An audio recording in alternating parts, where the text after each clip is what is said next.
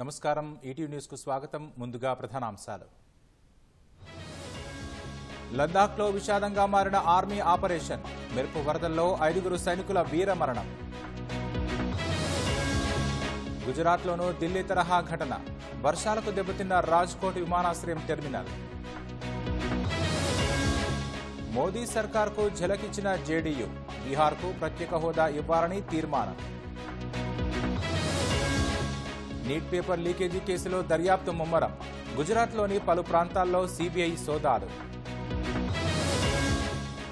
CBI కేసులో కేజ్రీవాల్కు judicial custody అరెస్టుకు వ్యతిరేకంగా ఆపు శ్రేణుల ఆందోళన శివనామస్మరణ మధ్య అమర్నాథ్ యాత్ర షురు హిమలింగ దర్శనానికి బయలుదేరిన తొలి బృందం